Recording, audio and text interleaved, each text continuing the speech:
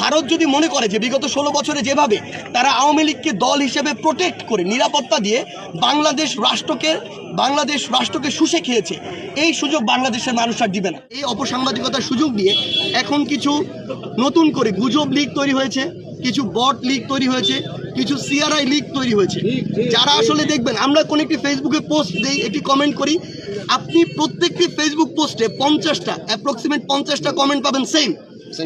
যেমন একটা কমেন্ট বলি, দেশটাকে সার্জিস হাসনাতের বাপের নাকি। এই যে 16 বছরের যে ফ্যাসিস্ট সিস্টেমটা, এই সিস্টেমটাতে যে মানুষগুলো সম্পৃক্ত ছিল, প্রথম কথা হচ্ছে এই সিস্টেমটা আগে ভাঙতে হচ্ছে, ওই মানুষগুলোকে এই জায়গা থেকে সরাতে হচ্ছে।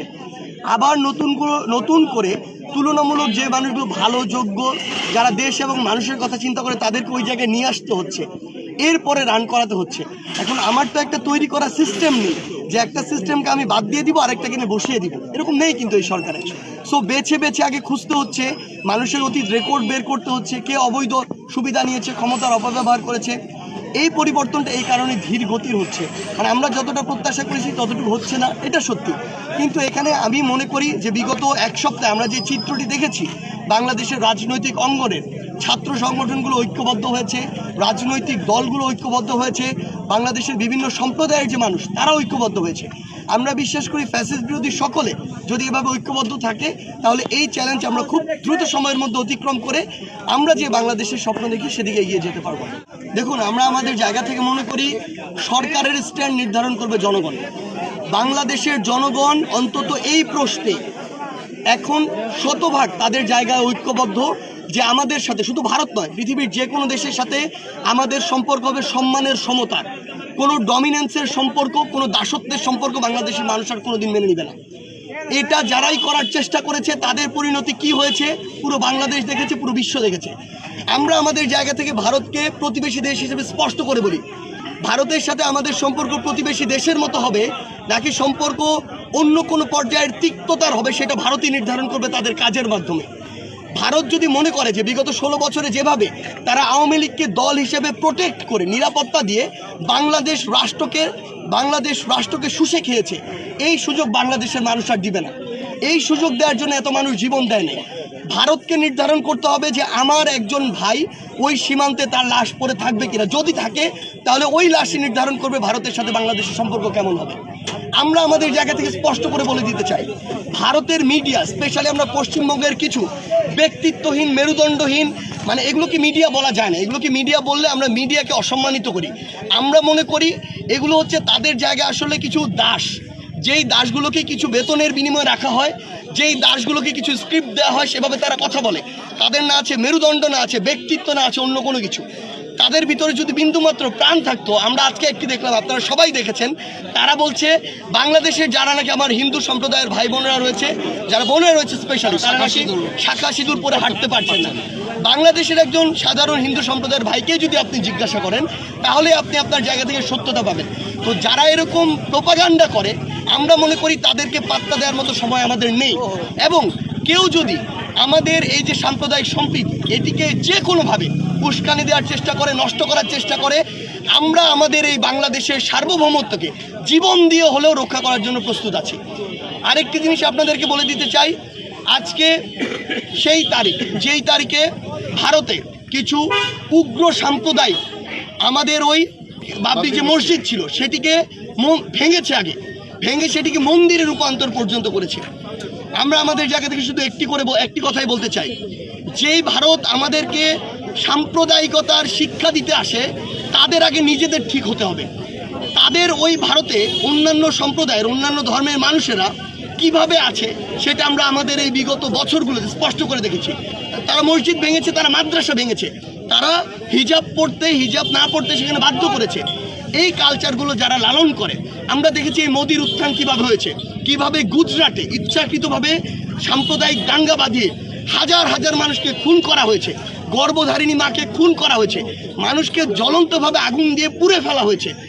এই উগ্র সাম্প্রদায়িক দাঙ্গা সৃষ্টি করে যে ওই রাজনৈতিক ফায়দাটি লুটে আজকে ভারতের রাজনৈতিক মসনদে বসে আছে, সে যদি আমাদেরকে এই জ্ঞান দেয় যে সাম্প্রদায়িক কিভাবে সম্প্রীতি রক্ষা করতে হয়, আমরা খুবই সরি, আমরা তাদের জ্ঞান শুনতে কিংবা নিতে বিন্দুমাত্র প্রস্তুত না।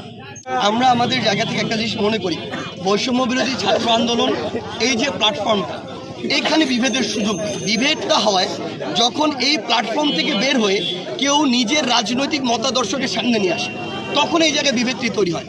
কিন্তু আমরা দেখেছি বৈষম্য বিরোধী ছাত্র আন্দোলন এটি কোনো রাজনৈতিক প্ল্যাটফর্ম না, এটি বাংলাদেশের ইতিহাসের সেই প্ল্যাটফর্ম হয়ে থাকবে যেই প্ল্যাটফর্ম জীবনের বিনিময়ে, রক্তের বিনিময়ে বাংলাদেশে গেড়ে বসা ফ্যাসিস্ট শক্তিকে দেশ থেকে ছেড়ে পালাতে বাধ্য করেছে, তাদেরকে পতন ঘটতে বাধ্য করেছে।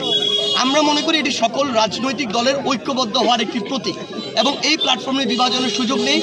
পুরো বাংলাদেশে এই অভ্যুত্থানের স্পিরিটকে বাঁচিয়ে রাখতে, অভ্যুত্থানকে বাঁচিয়ে রাখতে এবং ফ্যাসিস্ট বিরোধী শক্তি যারা, তাদের ঐক্যবদ্ধ থাকার একটি প্ল্যাটফর্ম হয়ে আমাদের এই প্ল্যাটফর্মটি থাকবে।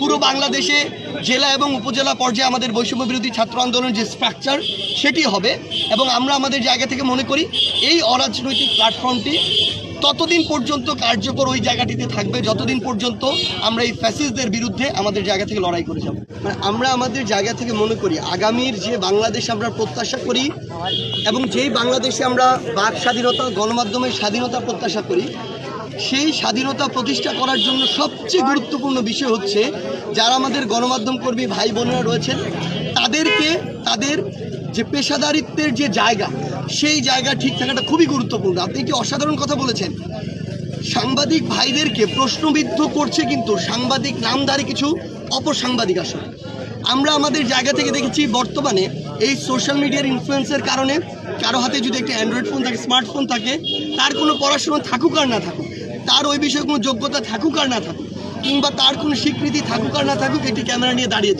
দাঁড়িয়ে যাওয়ার সমস্যা নয়, আমাদের এই কথাগুলো প্রকাশ করার সমস্যা নয়। সমস্যাটি হচ্ছে যখন কথার একটি নির্দিষ্ট অংশ প্রকাশ করা হয় যেটি দিয়ে আমার সম্পূর্ণ যে বক্তব্য সেটি প্রকাশ পায় না এবং এমন একটি ক্যাপশন দেওয়া হয় যেই ক্যাপশনটির ডিটেলস আসলে বাংলাদেশের 80% মানুষ পড়ে না, ওই একটি লাইন পড়ে যেটি ওখানে হেডলাইন দেওয়া থাকে এবং এটি এমনভাবে দেওয়া হয় যেটি আসলে প্রশ্নবিদ্ধ করে তোলে।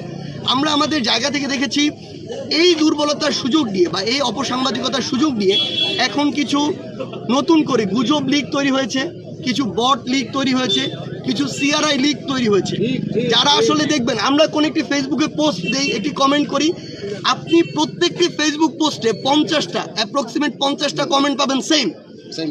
যেমন একটা কমেন্ট বলি, দেশটা কি সার্জিস হাসনাতের বাপের নাকি, তো এরকম অন্তত 50টা কমেন্ট পাবেন সব জায়গায়। এটা কিভাবে করা হয়? বটের মাধ্যমে সফটওয়্যার দিয়ে কমন কমেন্টগুলো সব পোস্টে করা হয় নির্দিষ্ট করে। তো এই সুযোগটি আসলে তখন আরও বেশি পায় যখন আমাদের যে সাংবাদিক ভাইরা রয়েছেন কিছু তাদের এই নামটিকে অপব্যবহার করে অপসাংবাদিকতা করেন। আমরা আমাদের জায়গা থেকে মনে করি আমাদের এই ক্ষেত্রে একটি কমিশন যেটি করা হয়েছে বা হবে বা যেটি কার্যকর হবে, সেখানে আমার মনে হয় গুরুত্বপূর্ণ কিছু ক্লাসিফিকেশন আনা প্রয়োজন, যে কারা মূল ধারায় কাজ করে, কাদের ওই শিক্ষাগত যোগ্যতাটুকু রয়েছে, এখানেও একটি প্যারামিটার থাকা উচিত। ওই প্রফেশনালিজমের জায়গায় কাদের ওই দক্ষতাটুকু রয়েছে, কাকে আমি সাংবাদিক বলবো, এটাও ইম্পর্টেন্ট। আমার সামনে ক্যামেরা ধরে একটি ভিডিও নিচ্ছে মানে সে সাংবাদিক হতে পারে না। তাহলে যে এটার পিছনে পড়াশোনা করছে, অভিজ্ঞতা রয়েছে, কিংবা এই যে ইথিক্যাল যে জায়গাগুলো রয়েছে, মিনিমাম যে ম্যানারগুলো রয়েছে, যারা এগুলোর শিক্ষাটা অর্জন করে,